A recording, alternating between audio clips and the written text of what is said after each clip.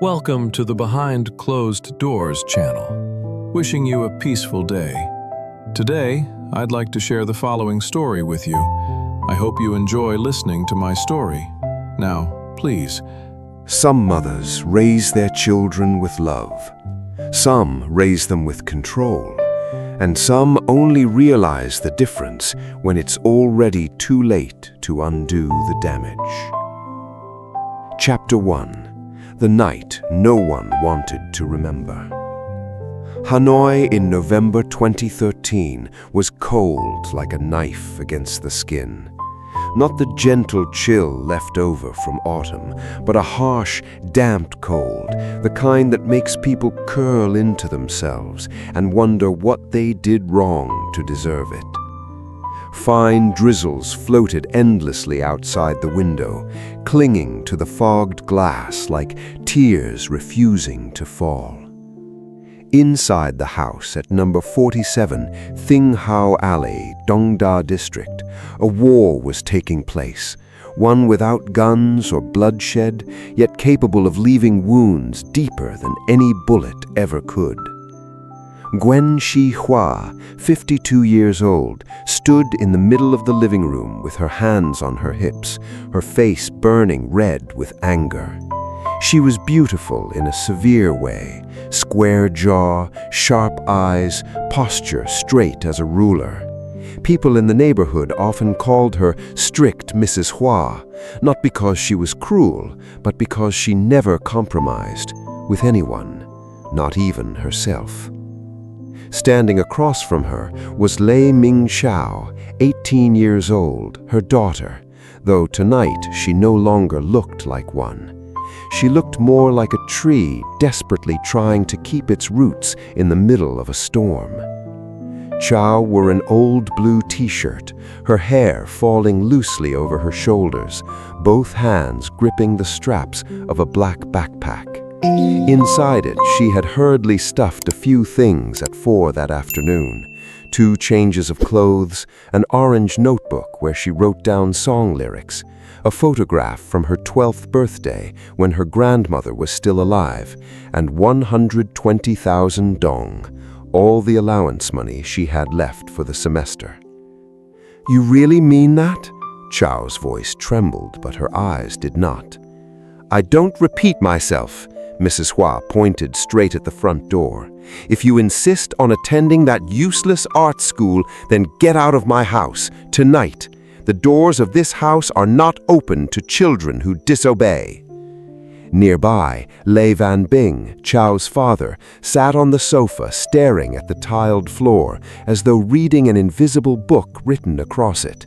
He was the kind of man people usually described as gentle, meaning he never argued with his wife, never defended his children, and never realized that silence itself was also a choice. "Dad?" Xiao looked at him desperately. Mr. Bing cleared his throat softly, still without lifting his eyes. That was his answer. Xiao's older brother, Lei Ming-tuan, 24 years old, already married and living separately, sat in the corner holding a cup of tea gone cold. He looked at his sister with the detached expression of someone sitting in a movie theater, watching a film he didn't particularly enjoy, but didn't care enough to walk out of. Years later, whenever he remembered this moment, Tuan would always excuse himself by saying he didn't know what to do. But the truth was, he did know. He simply didn't want to do it. "Mom," Xiao swallowed hard. "I got accepted in the conservatory. I earned a scholarship. I won't cost you a single dong." "You think I'm afraid of spending money?" Mrs. Hua stepped closer, lowering her voice in a way that sounded more dangerous, not kinder. "I'm afraid you'll waste your entire life. I'm afraid that at 40 you'll still be hugging a guitar and singing on street corners. I'm afraid—" "You're afraid of losing face." The words escaped before Xiao could stop them. The room fell silent, as if someone had suddenly cut off all sound. Mrs. Hua stared at her daughter for 3 seconds. Then she spoke, very calmly, very firmly, the way a person speaks when they have made a decision and have no intention of ever changing it. "Get out of my house." Chow left home at exactly 9:20 p.m. on November 14, 2013. She did not cry as she stepped across the threshold. She did not look back. She did not say another word. She simply stood beneath the cold drizzle in Thing Hau Alley and realized that true coldness did not come from the weather. It came from understanding that the house behind her was no longer home, and perhaps had never truly been home in the way she once believed. She pulled out her phone and called the closest friend she had, Gwen Tu Hung, her classmate who lived nearby. "Hung, I got kicked out. Can I stay at your place for one night?" On the other end of the line, Hung was silent for exactly 2 seconds, long enough for Chow to understand the complexity hidden inside that silence. Then Hung said, "Yeah, come over." That was the first night Chow did not sleep in her own home, and it was also the first night of a 10-year journey that no one in her family had ever imagined. Chapter 2: The Woman Named Hua, and Why She Did Everything She Did.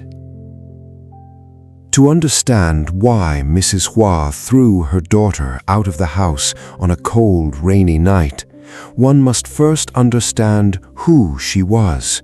Not the Mrs. Hua of 2013 standing there pointing at the door, but the Mrs. Hua of 1983, 19 years old, standing in line to buy rice at a state-run food store in Hui Street. Gwen Ti Hua grew up in a large family in Hanoi during the subsidy era. Her father worked in a mechanical factory, and her mother sold tea on the sidewalk. They had 6 children and lived in a 12-square-meter room. In Mrs. Hua's memories, childhood was made of thin rice porridge in the mornings, winters without sweaters, and late-night arguments about money between her parents while the children lay pretending to sleep, secretly holding their breath to listen. She was intelligent, extremely intelligent. But in her 11th year of school, her father suffered a workplace accident and lost the ability to work. She had to quit school and become a garment factory worker to help support the family. No one ever asked what Mrs. Hua's dreams were. Years later, whenever she spoke about her youth, she often repeated a sentence people considered wise: "Dreams are a luxury for the rich." But the truth was, it was not wisdom at all. It was a wound disguised as philosophy. She married Mr. Bing at the age of 23, a construction engineer with a stable income, a quiet man who rarely argued, and to the younger Mrs. Hua, those were the qualities that defined happiness. She did not yet understand that being quiet and avoiding arguments sometimes simply meant a person had nothing to say or lacked the courage to say it. She had Tuan in 1989 and Chow in 1995. Tuan was obedient. He studied economics exactly as his mother instructed. He married at the time she thought appropriate. Tuan was living proof that Mrs. Hua's formula worked. If you listened to your mother, life would turn out fine. But Chow was different. From a young age, she was the kind of child people described as having a mind of her own, which, in Mrs. Hua's understanding, meant difficult to teach and impossible to control. At 7 years old, Chow attended a small music class in the city and came home tapping endless melodies onto the wooden table because there was no real piano in the house. At 10, she convinced her father to buy her an old guitar for 200,000 dong at Dongsuan Market, then taught herself by watching videos online. At 15, she began writing songs about Hanoi streets at dawn, the scent of milk flowers in October, and the feeling of sitting on a bus wondering where life might eventually take her. Mrs. Hua looked at all of it and saw danger. Not because she hated music, but because she understood what music, living through music, meant in the country and generation she survived. It meant uncertainty, it meant dependence, it meant the possibility of failure. And to Mrs. Hua, failure was not something that simply happened and passed. It was something people carried with them for the rest of their lives, like a stain clinging to their clothes that could never be shaken off.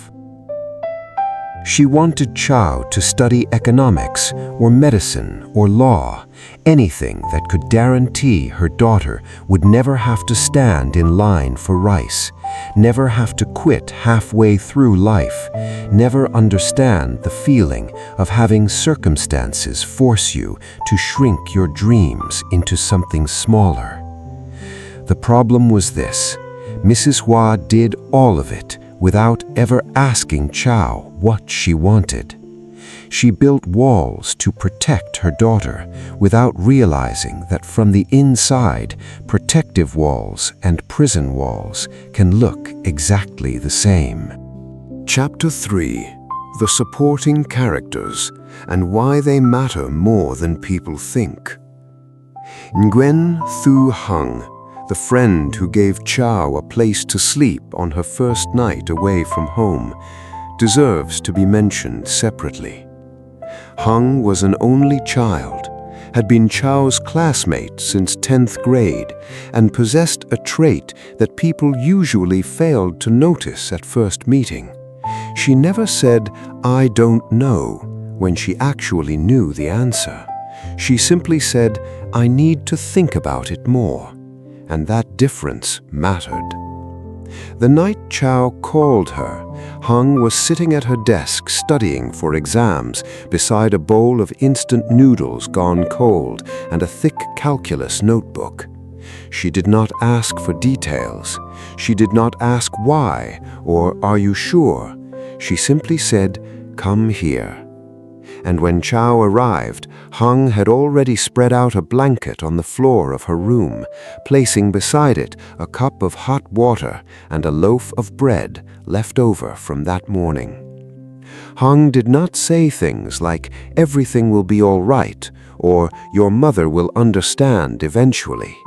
She understood that saying such things to someone in pain was not comfort.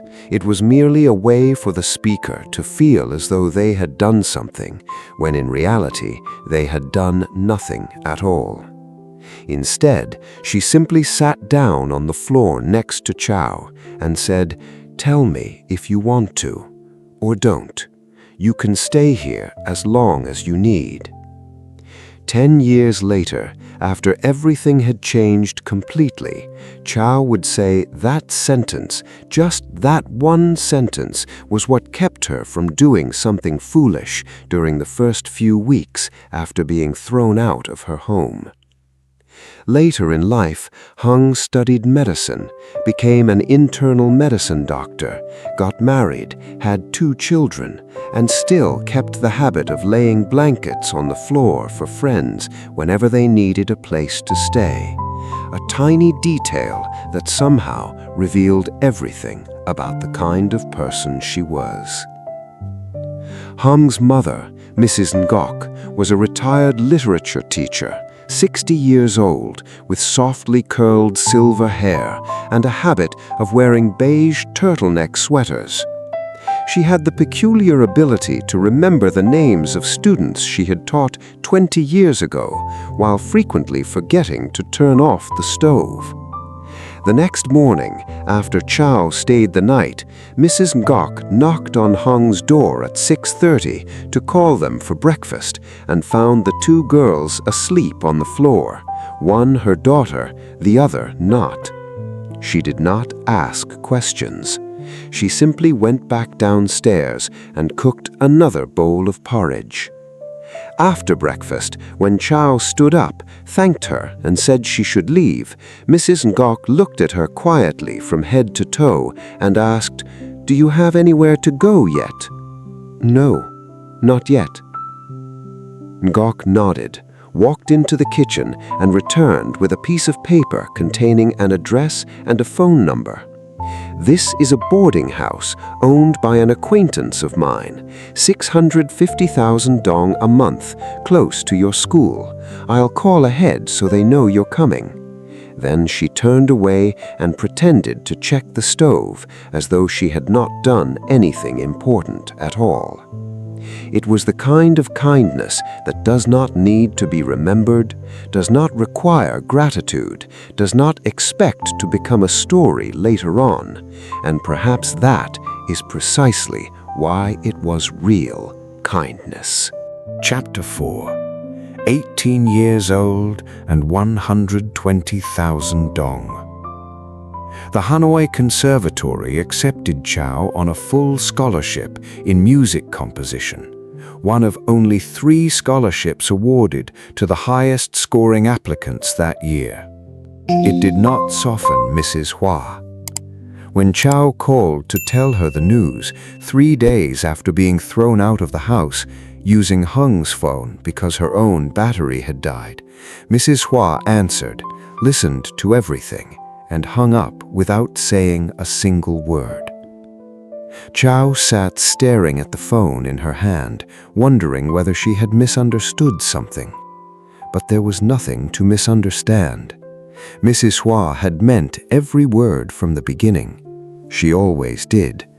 That was both her greatest strength and her fatal flaw. She never said anything she did not fully intend to follow through with, and she never changed her opinion in front of others, because in her mind, changing one's opinion meant admitting one had been wrong, and that was something she simply could not do. So Chow began. With 120,000 dong and a black backpack containing 2 sets of clothes, a notebook, and a birthday photograph from when she was 12 years old. The boarding room Mrs. Ngok introduced her to was located in Von Hung Alley, Dongda District, about a 20-minute walk from the conservatory. The room was small, perhaps 18 square meters, with a low ceiling and a window facing the brick wall of the neighboring house, but it had a private bathroom and a shared kitchen on the first floor. The landlady, a woman around 70 named Phuc, had the habit of talking non-stop without ever listening to anyone's replies, and frequently forgot sticky rice cakes in the refrigerator well after Lunar New Year. Chow paid the first month's deposit using money borrowed from Mrs. Ngok, promising to repay her at the end of the month. To support herself, she began tutoring neighborhood children in guitar lessons. First 2 students, then 5, then 8. On weekends, she sat in Tong Nyat Park, singing with a hat placed in front of her, not because she was desperate for money, but because she needed practice performing in front of strangers and needed to know whether her music could reach people she had never met. It could. In the first week, a middle-aged man stopped to listen as she sang Hanoi in Autumn and quietly placed a 50,000 dong note into her hat. In the second week, a young woman around 20 years old sat down beside her on a stone bench, listened through 3 entire songs, then said, "That last song you sang, did you write it yourself? I cried." Chow did not know how to respond. She was not used to being praised. At home, nobody had ever praised her singing.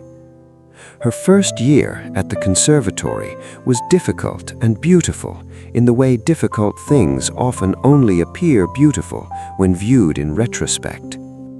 Difficult because of money, difficult because she missed home, Not the house itself, or even her parents in the ordinary sense, but the feeling of belonging somewhere, the comfort of knowing there was a place to return to, even if that place was imperfect.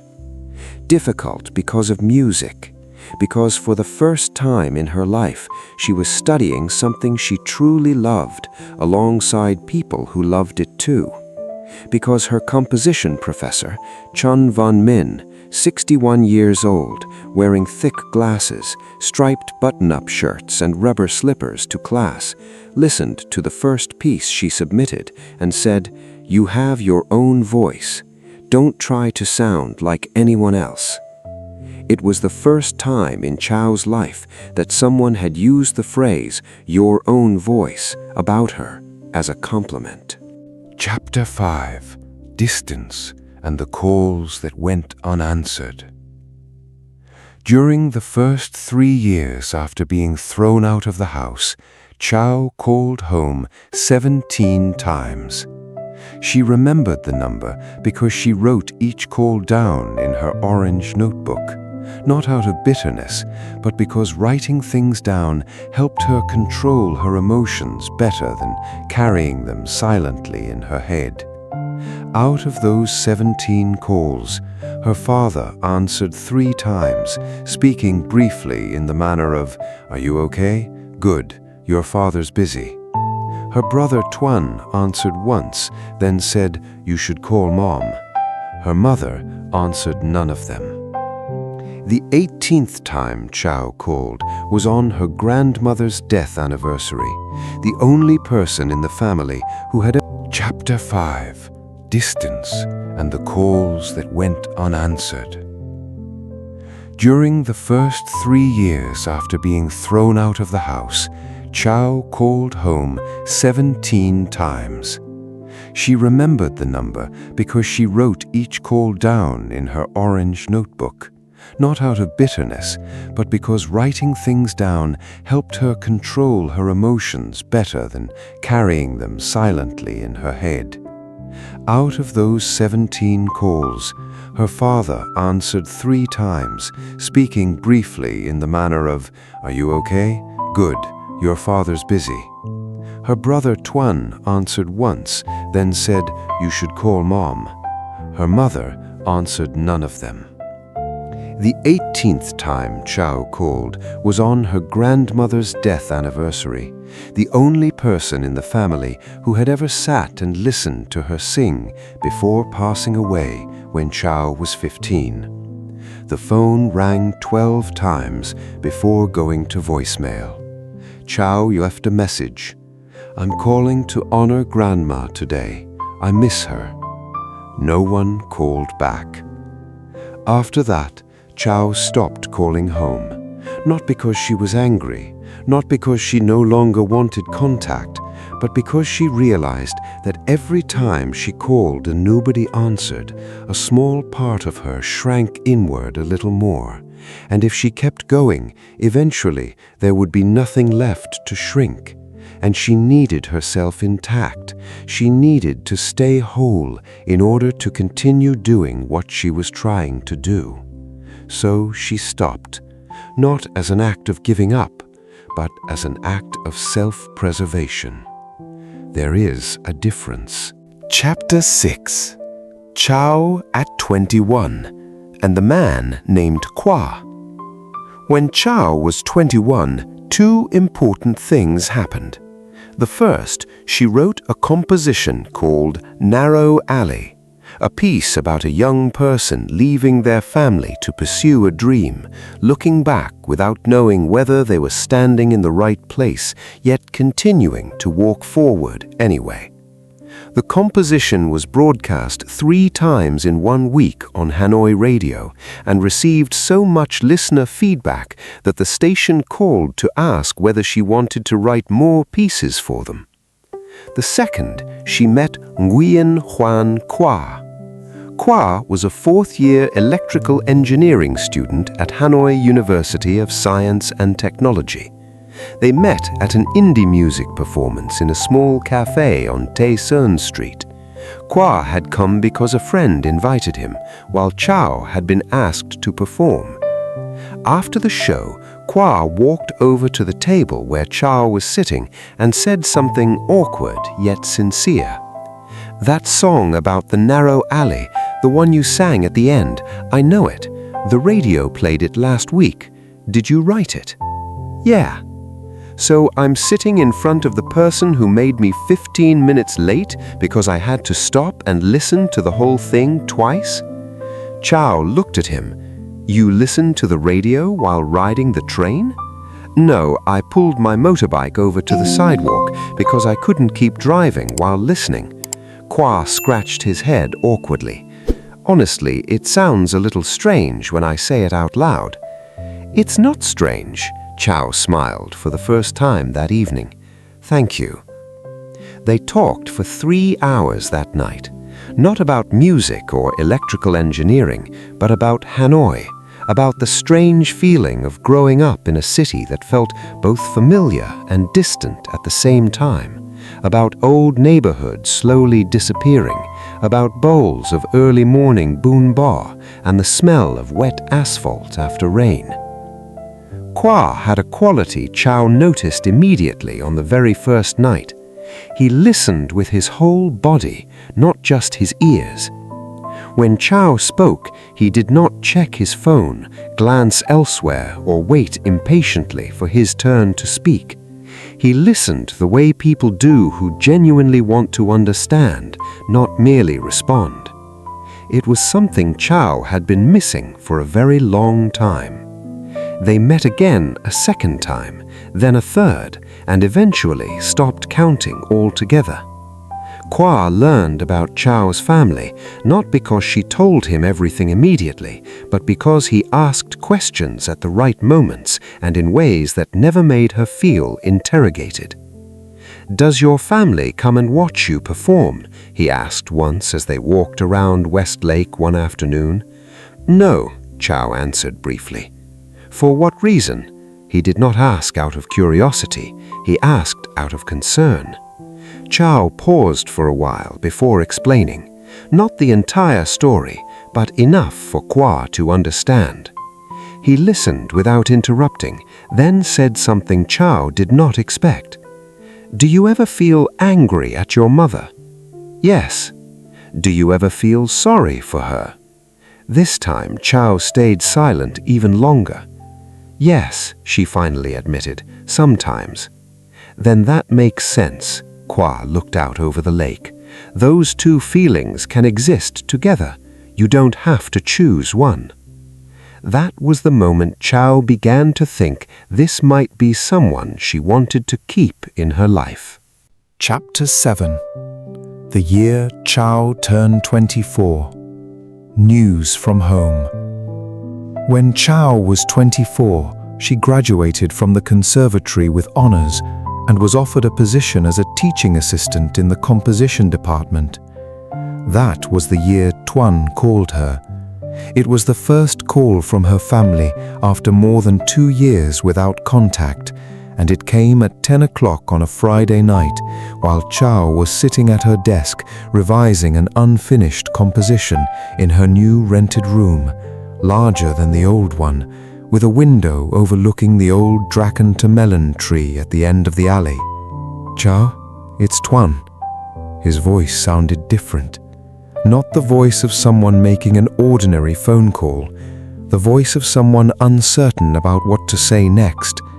"Antoine," Chow put down her pen. "What happened?" A brief silence.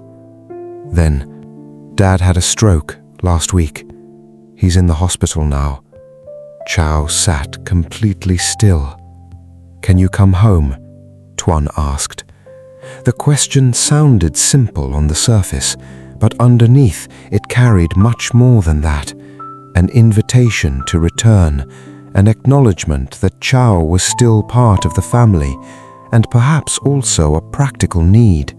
They needed another person, another pair of hands.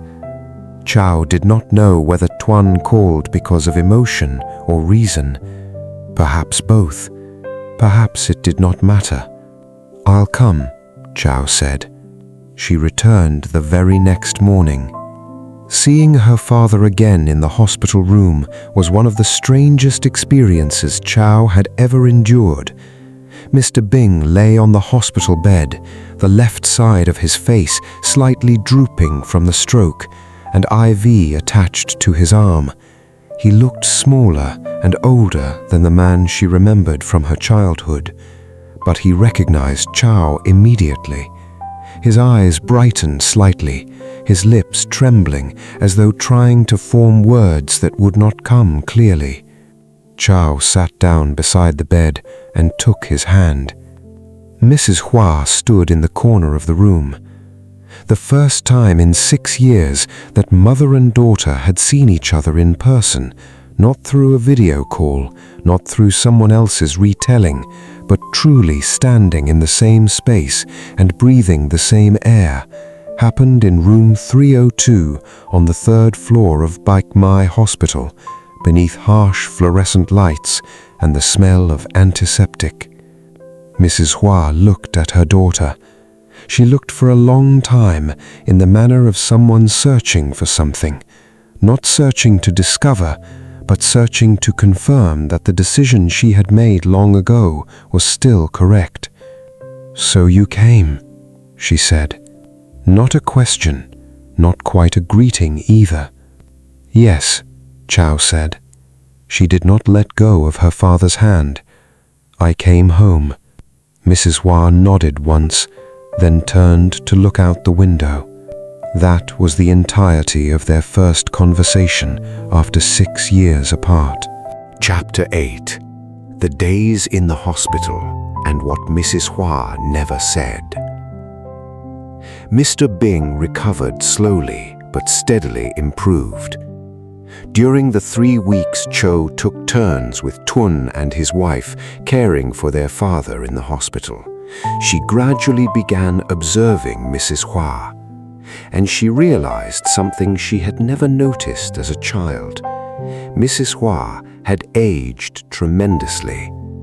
Not aged in the sense of gray hair or wrinkled skin. She still took care of herself the way she always had. She had aged in the sense of exhaustion, the exhaustion of someone who had held herself together for too long without anyone helping carry the weight. She stayed awake through the nights caring for her husband. During the day, she handled meals, contacted doctors, discussed medications, called health insurance offices. She did everything the same way she had always done everything in life, without asking for help, without complaining, without letting anyone see weakness. But one evening, around 2 in the morning, Cho woke to switch shifts with Tun and found Mrs. Hua sitting on the hard plastic chair beside her husband's hospital bed, her head lowered. It was impossible to tell whether she was asleep or crying, perhaps both, or perhaps neither.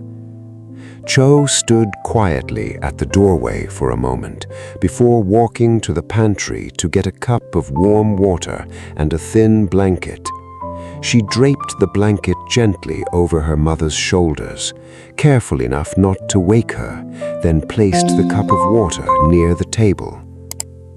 Mrs. Hua never mentioned that moment afterward, but the next morning, when Cho brought breakfast into the room for her father, Mrs. Hua stood up, pulled another chair over, and said, "Sit down and eat something. You haven't eaten all morning." It was not an apology. It was not a reconciliation. It was not an acknowledgement of anything at all. But it was a cup of warm water in the opposite direction. Mr. Bing was discharged after 4 weeks. The remaining effects of the stroke were mild. His speech was still slightly slurred, and he needed physical therapy to regain strength in his left hand, but he could go home. He could sit up by himself. He could eat without being fed. on the day he left the hospital, while the family was preparing to get into the car, Mr. Bing reached for Cho's hand, his right hand, the stronger one, and squeezed tightly. He looked at her and said, his speech uneven from the stroke, "Dad missed you." Cho could not answer. She simply nodded and tried not to cry.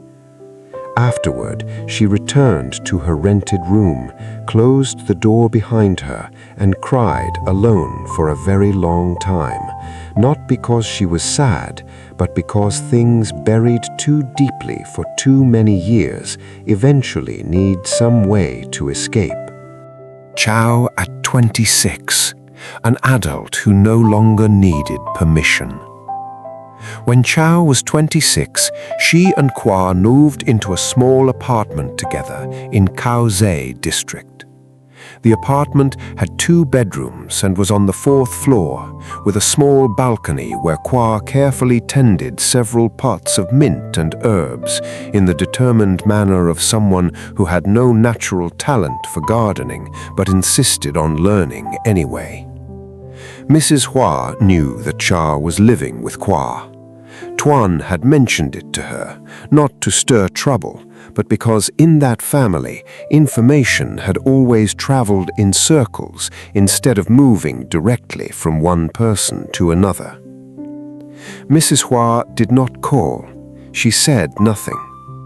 Chow also did not report it, ask permission, or explain herself. She was 26 years old. She had a job, a stable income, a good partner, and a life of her own. She respected her parents in the sense that she did nothing to harm them, but she no longer needed their approval in order to live her life. This was the greatest change between the girl she had been at 18 and the woman she had become now. She knew who she was, and she no longer needed anyone else to confirm it for her. Chow's music during this period became more mature, more layered, more profound. She still worked as a teaching assistant at the conservatory, but she also began composing music for short films, documentaries, and advertising campaigns for various brands. When Chow was 27, her composition Two Sides of a Door, written about the night she was thrown out of the house, but not from bitterness, but from the perspective of someone standing far enough away to understand both sides, was selected for the soundtrack of a widely broadcast television drama about family.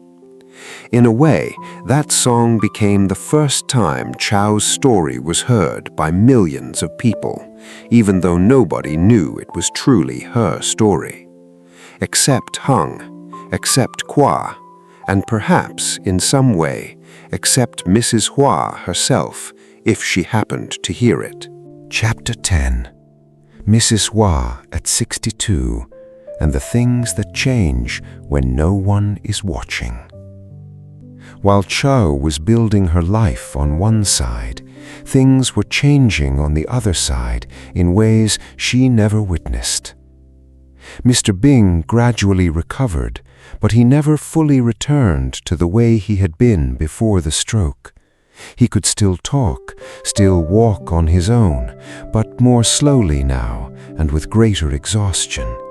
He depended on Mrs. Hua far more than before, and she took care of him without complaint, without calculation, in the same way she had always done everything throughout her life. Tuan and his wife, Wei Chi Lan, lived in an apartment about 5 kilometers from his parents' house. They visited on weekends sometimes, not every weekend. And Mrs. Hua, the woman who had spent her entire life building a perfect system of control around herself so she would never have to rely on anyone, began to realize that this system contained one flaw she never accounted for. It worked well as long as she remained healthy enough and strong enough to maintain it. When she turned 60, her knees began aching from osteoarthritis. At 61, doctors discovered high blood pressure that required daily medication. At 62, the year this story truly reached its climax, she went for a routine medical examination and received news that nobody in the family had prepared themselves for. Stage 4 chronic kidney disease.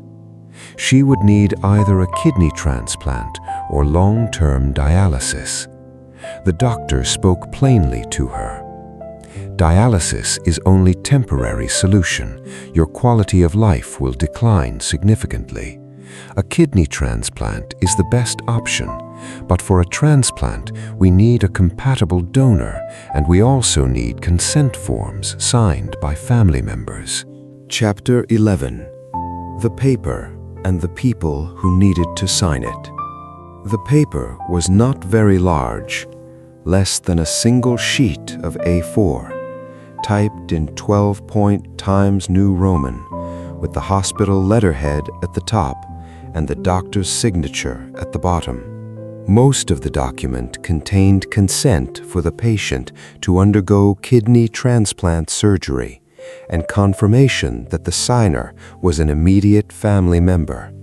Legally speaking, the paper required at least one direct family member's signature, and in reality, no one was willing to sign.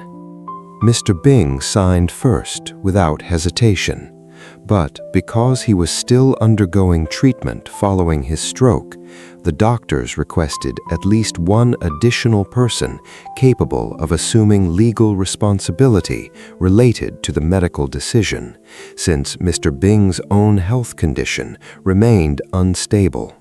Tuan, the son, the immediate family member, the person who should most naturally have signed, did not sign. Not because Tuan hated his mother, not because he was unconcerned, but because his wife, Lan, was worried. Lan was the kind of practical woman who was not cruel, but calculated carefully.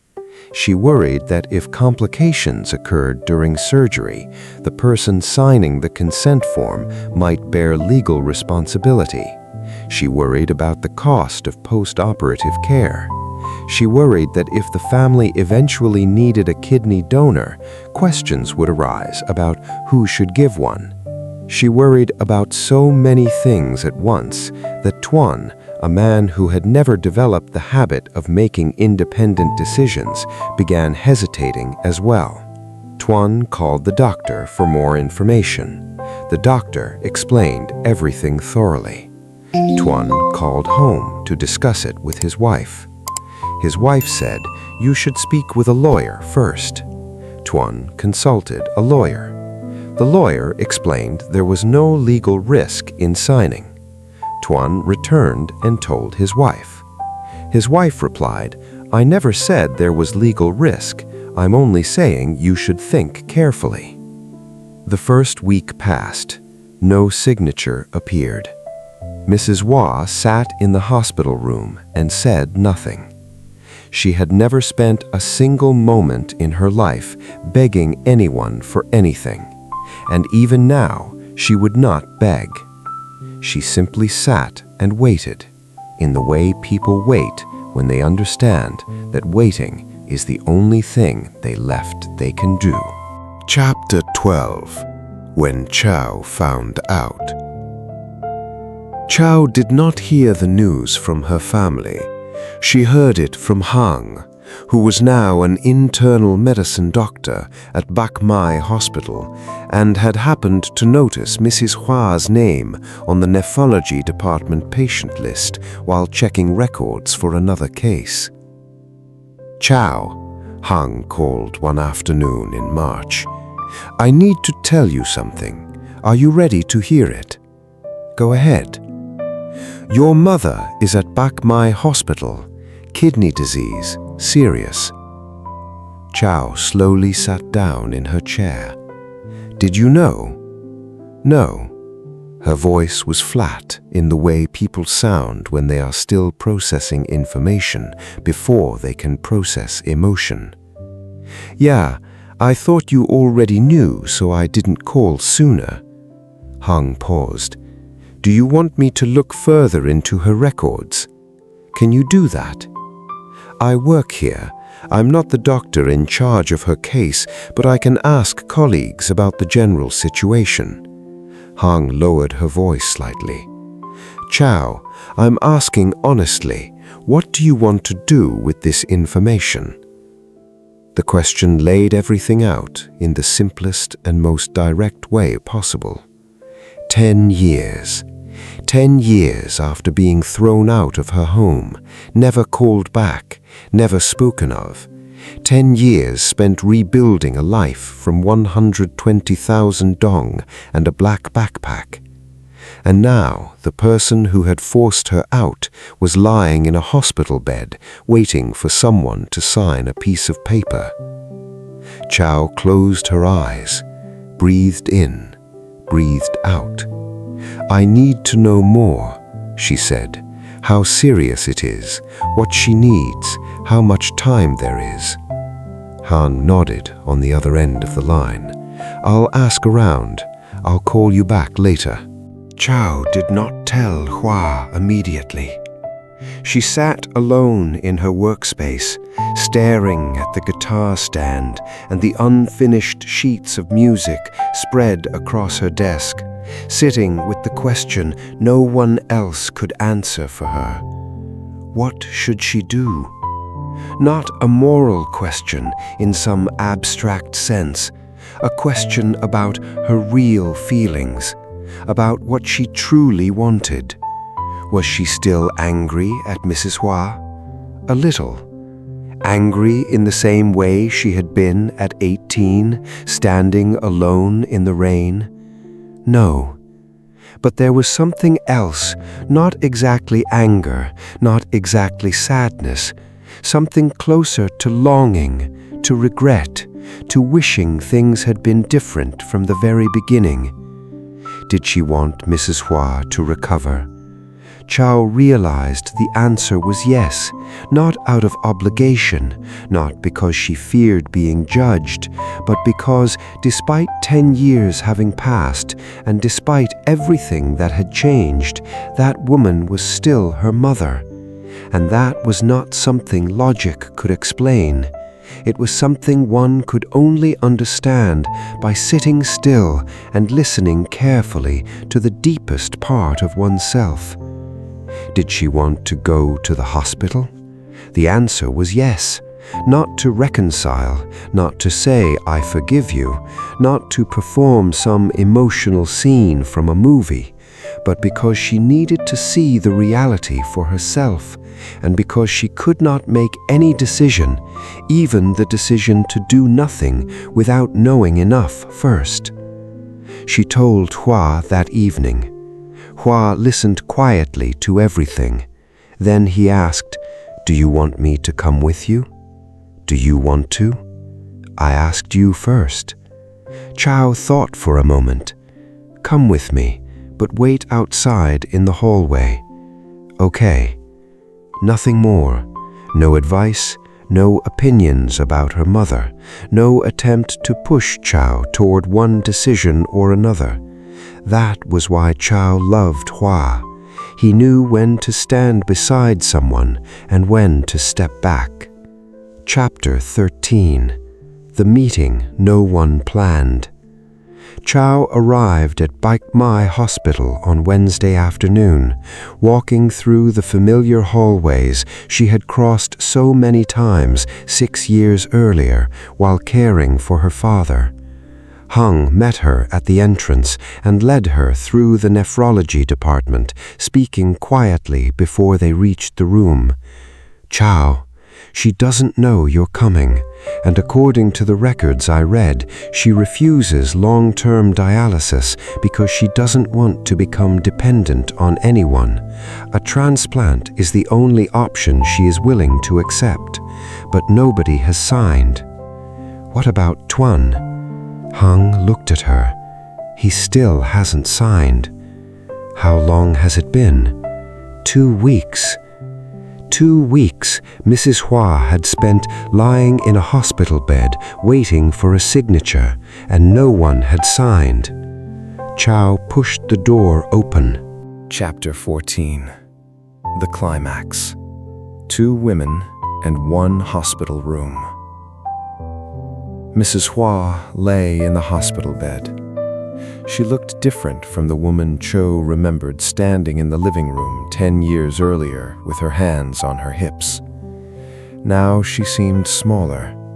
Not dramatically thinner, not so weak that she could not sit up, but something invisible about her size. The authority that once filled every space she entered seemed to have diminished. She looked up when Cho walked in and recognized her immediately. Neither of them spoke first. Cho pulled out a chair and sat beside the bed. There was no embrace, no tears, no cinematic opening line. Just 2 people sitting in a room with the full weight of their shared history hanging in the air like smoke. "Mom," Cho said, "I heard you were sick." "Where did you hear that?" Mrs. Hua's voice still carried its sharp edge. Illness had not taken that away. "That's not important." Cho held her mother's gaze steadily. "I'm here now. If you need something, say it." Mrs. Hua looked at her daughter for a long moment.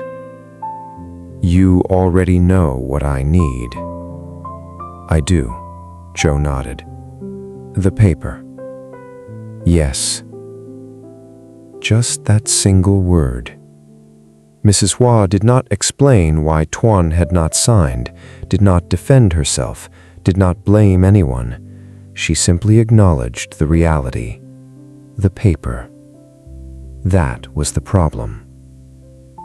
Cho leaned back slightly in her chair and stared up at the ceiling. The hospital ceiling was stark white, with a faint water stain in the corner that resembled an unnamed country on a map.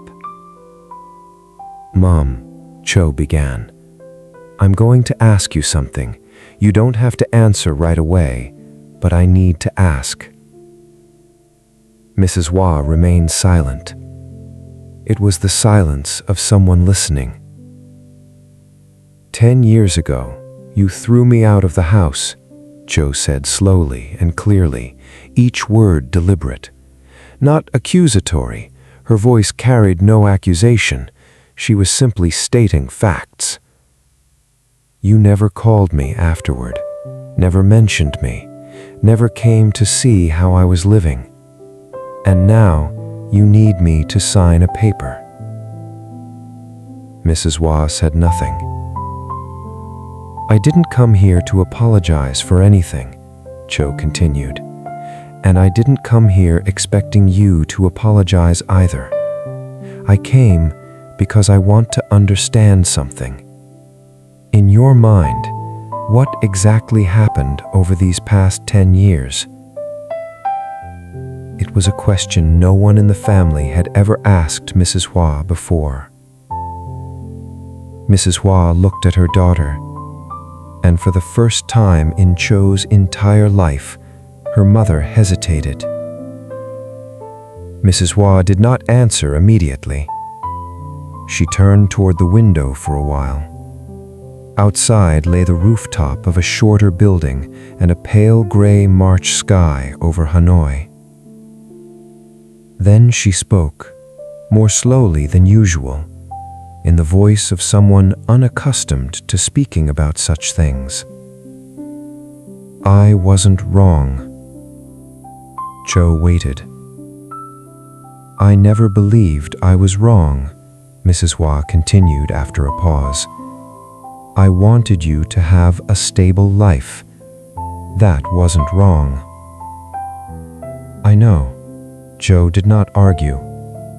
"I know you never wanted to hurt me, but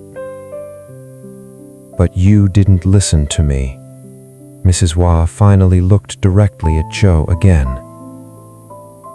"Yes," Cho nodded. "I refused, because I was 18 years old and I had the right not to listen."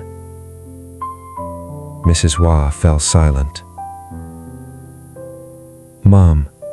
Cho's voice softened slightly, not weak, but honest. I didn't come here to argue about who was right and who was wrong. I came because you're sick, and because you're my daughter. Those two things can both be true at the same time, no matter what exists between us. Mrs. Hua stared at her daughter for a long time, and then she asked something Cho never expected to hear. Are you doing okay? The question was so small, so ordinary, that it was almost invisible. And yet inside it lived 10 years of never asking. It took Cho several seconds to answer. Yes, she said quietly. I'm okay, Mom. You're living well? I am. I have work. I have someone who loves me. She paused briefly. I write music. I still write music. Mrs. Hua nodded once. She said nothing about the music, but she also said nothing against it. And that was the closest thing to acceptance she knew how to give. Chapter 15. What is being threatened, and who gets to decide? After about an hour and a half inside the hospital room, Chao stepped out into the hallway. Hua stood up the moment he saw her. How is it? He asked. He did not ask, how do you feel? He asked, how is it? Because he knew that at this moment, information mattered more than emotions. Emotions could come later. I need to talk to Tuan, Chao said. Do you need me to do anything? No, wait for me here. She called Tuan. He answered after the second ring, which meant he had been waiting for this call, even if he did not know who it would come from. Tuan, Chao did not waste time. Why haven't you signed? A brief silence. Lan, Antoine, Chao interrupted, not harshly, but clearly.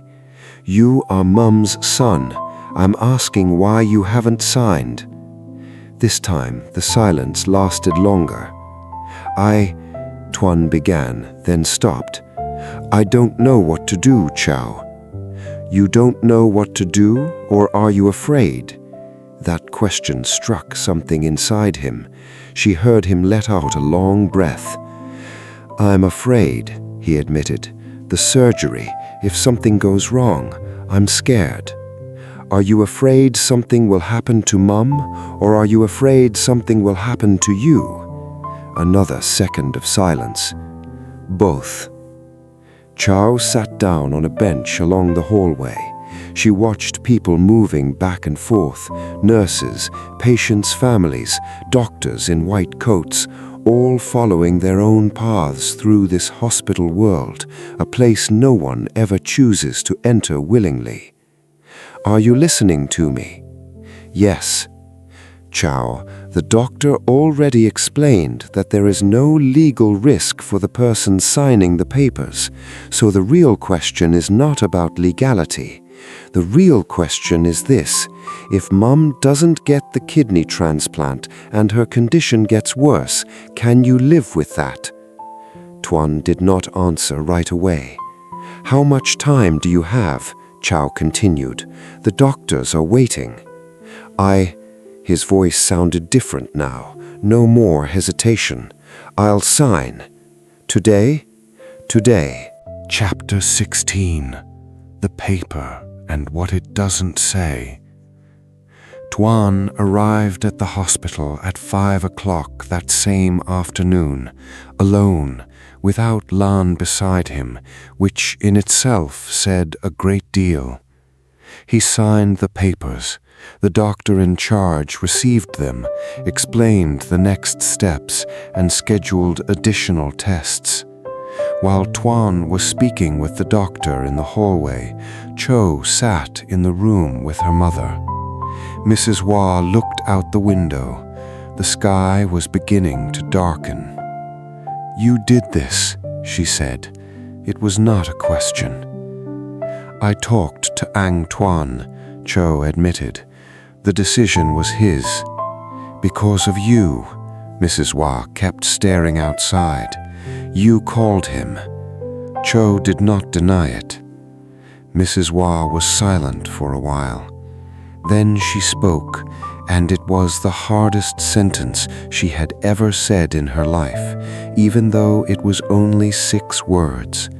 "I am sorry, Cho."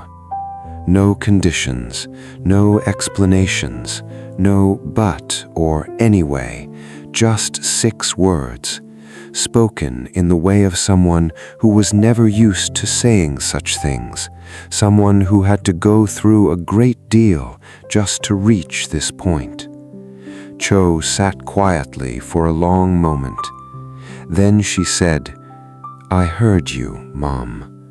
Not I forgive you, not it's okay, the kind of words people say when they want everything to be fixed immediately, whether it is true or not. I heard you, that was the truth. She had heard her, and for now, that was enough." Chapter 17. After the paper and before everything else. The kidney transplant was scheduled 3 weeks later.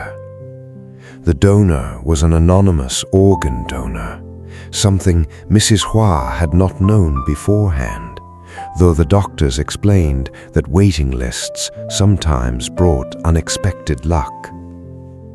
Mrs. Hua did not ask many questions about the donor.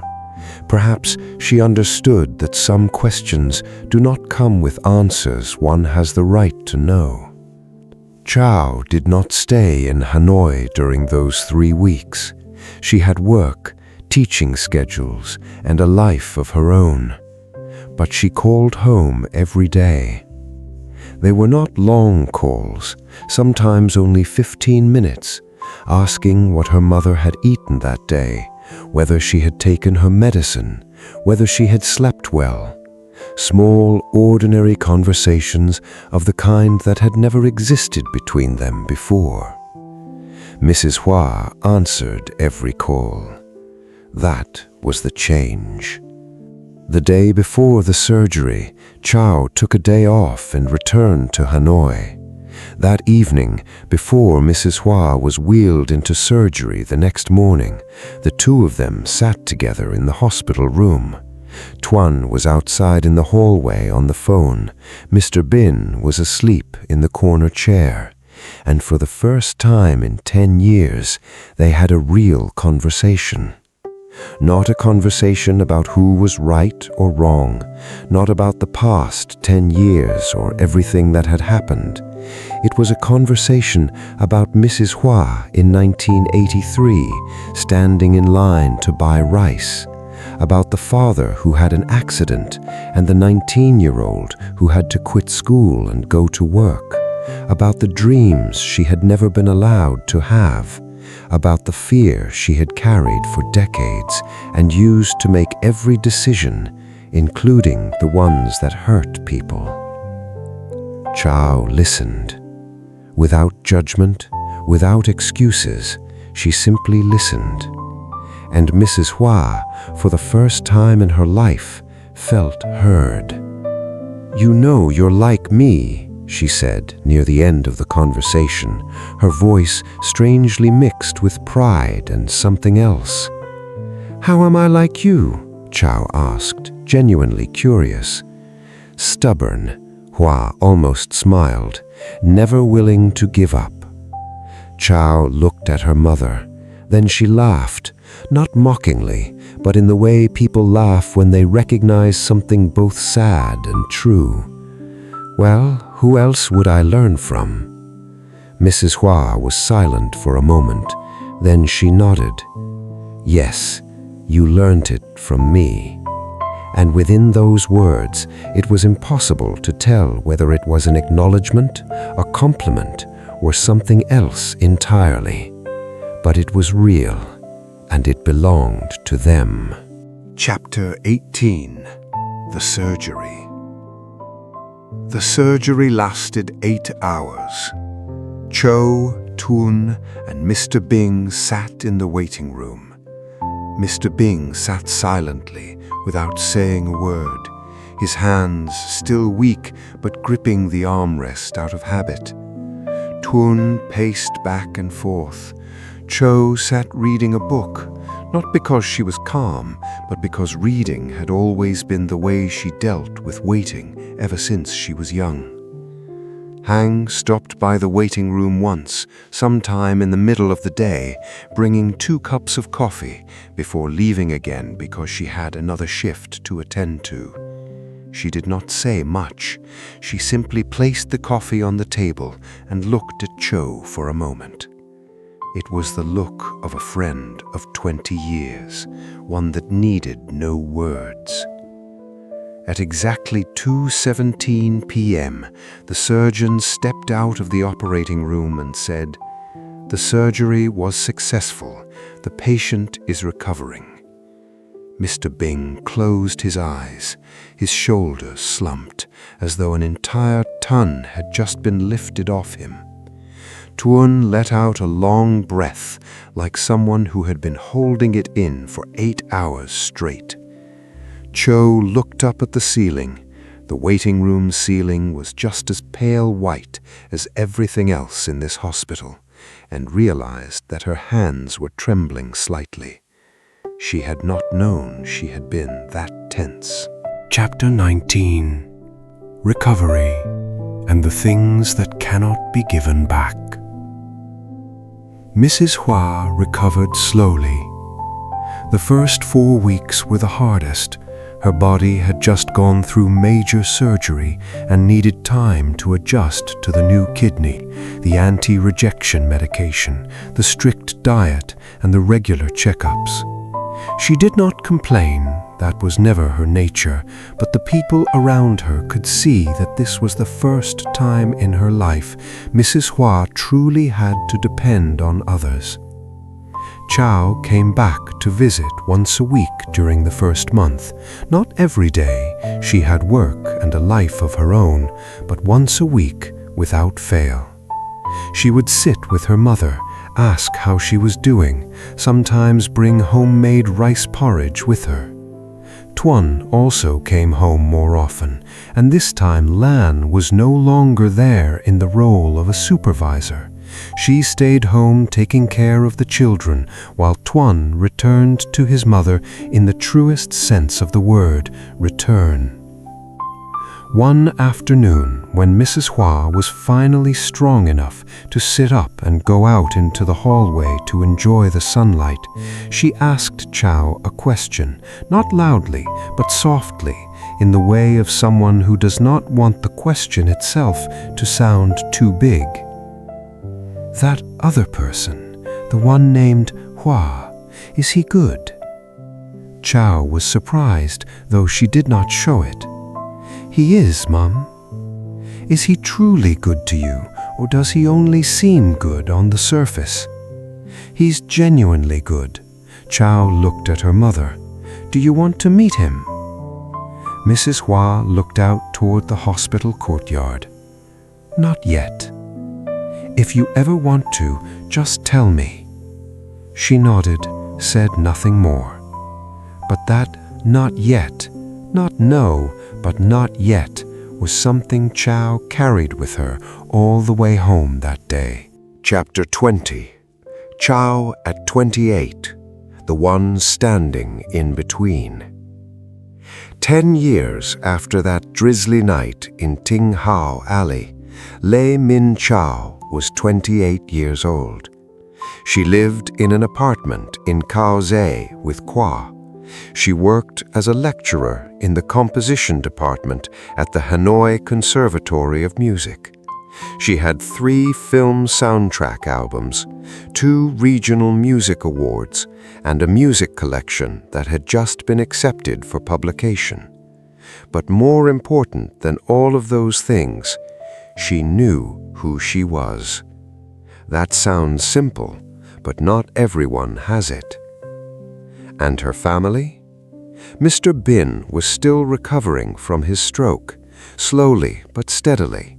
He was learning to play the piano in the way a 70-year-old learned something for the first time, not because he had talent or dreamed of becoming a musician, but because the doctor said finger movement could help restore neural function after a stroke, and Chow had offered to teach him. He agreed.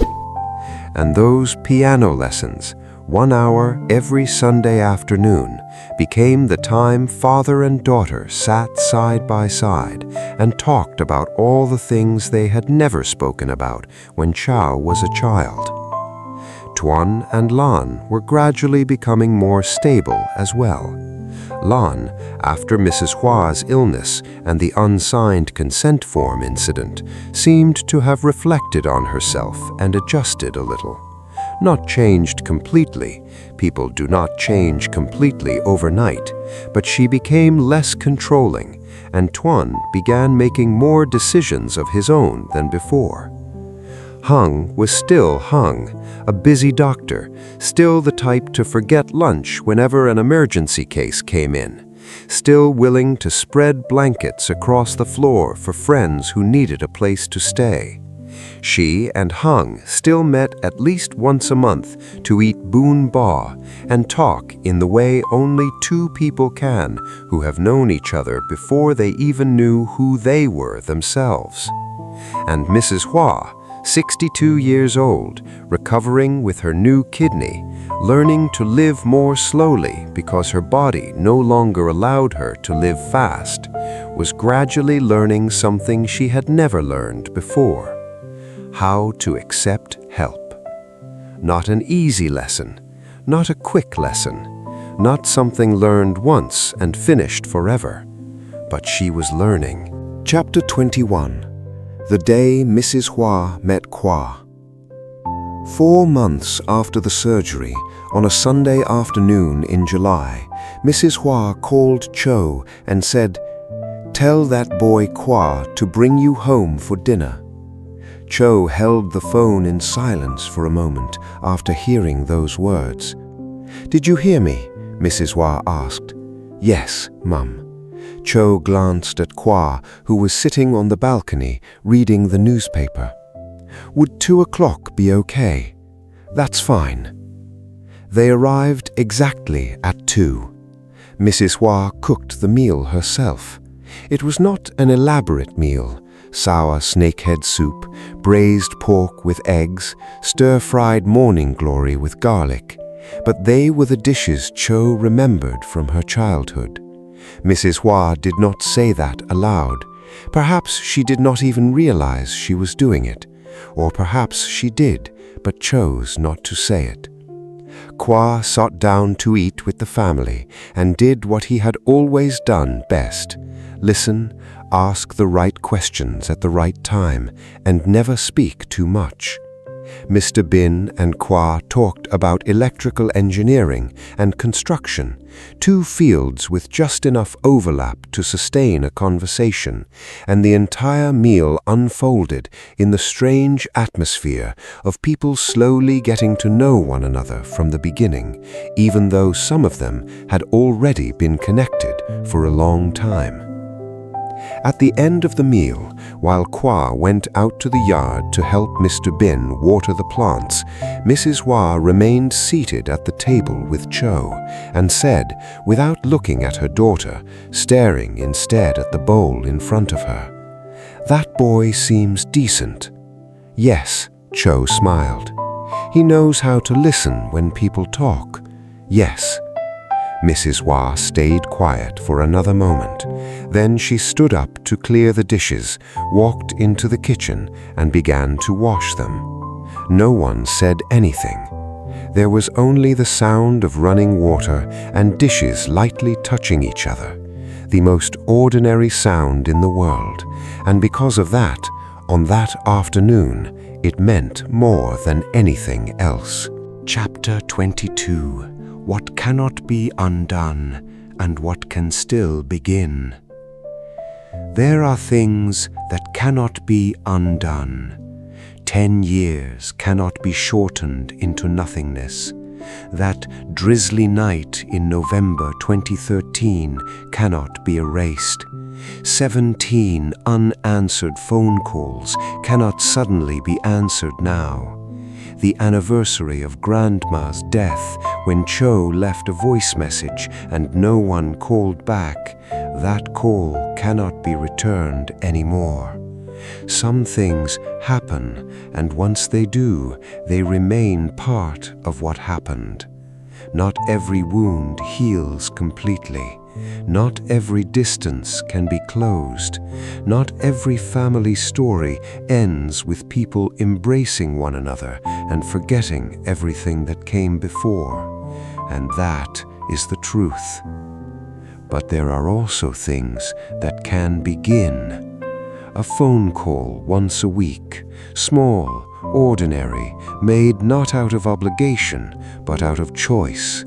A Sunday family dinner, sometimes with everyone there, sometimes just mother and daughter, sometimes with Hua or Hang joining them.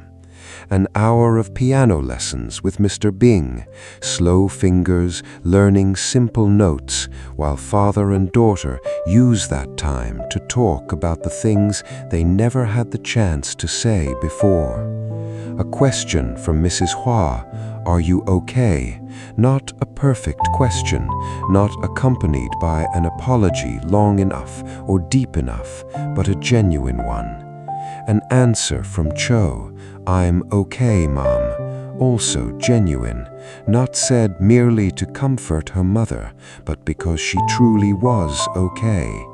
Small things, ordinary things, the kinds of things that from the distance of 10 years seem obvious, yet in reality required so much from everyone involved just to arrive here. Chapter 23. The final composition and what it really says. 6 months after Mrs. Hua's surgery, Chow completed a new musical composition. For a long time, she did not know what to call it. The piece was neither fast nor slow, the tempo of someone walking, not rushing yet not standing still either.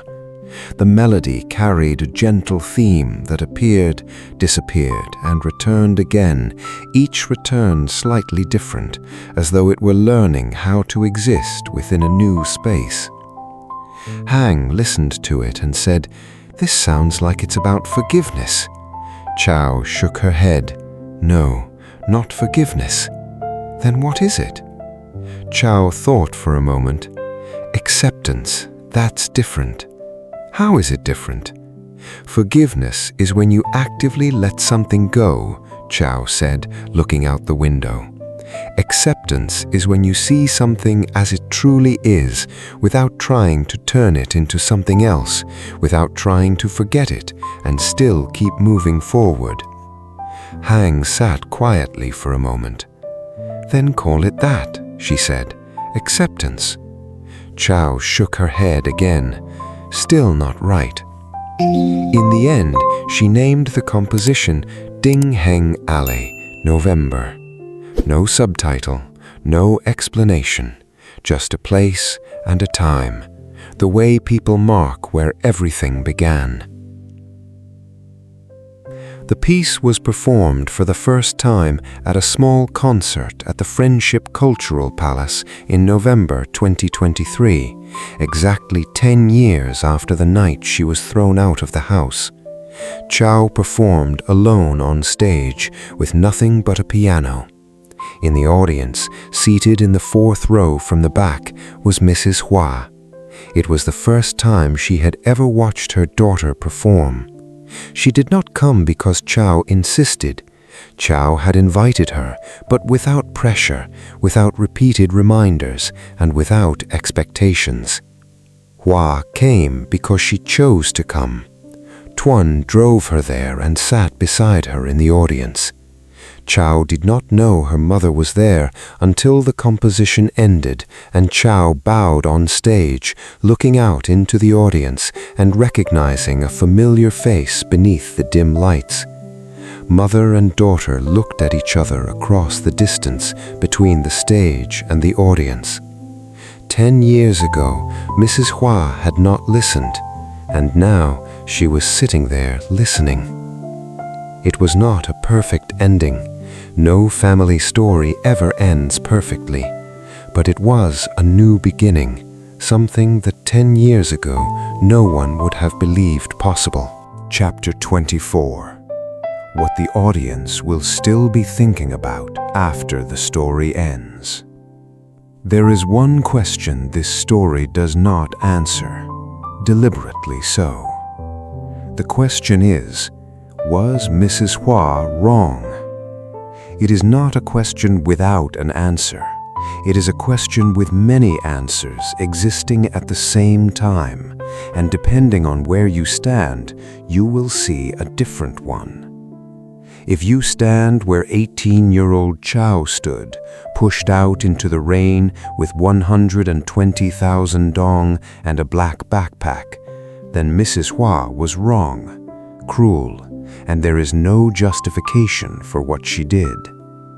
If you stand where 19-year-old Mrs. Hua once stood, forced to leave school and work in a factory for her family, never allowed to have dreams of her own, spending an entire lifetime afraid of instability in a way only those who have lived through it can understand, then Mrs. Hua was not evil.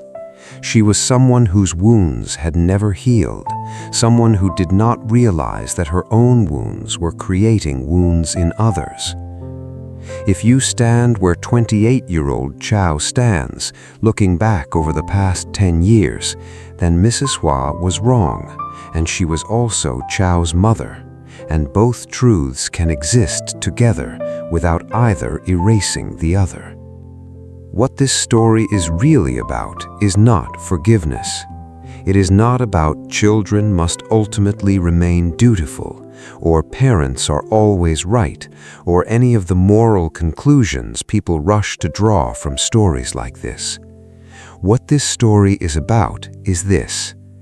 Pain passes from one generation to the next through invisible paths, until someone stops, sees it clearly, and decides not to pass it on anymore. That person is not always from the older generation. Sometimes that person is the daughter thrown out into the rain, standing beneath the drizzle and realizing that she must build a place for herself, not because she was abandoned, but despite being abandoned. And the final thing this story leaves behind after everything is over. Mrs. Hua, 62 years old, sitting in the audience, listening to her daughter play the piano. Chao, 28 years old, standing on stage and seeing her mother sitting there to listen to her for the first time. Neither of them knows what this moment looks like from the other person's side. Mrs. Hua does not know what her daughter sees when she looks down from the stage. Chao does not know what her mother feels sitting there in the audience. But there is one thing they both know, even without saying it aloud.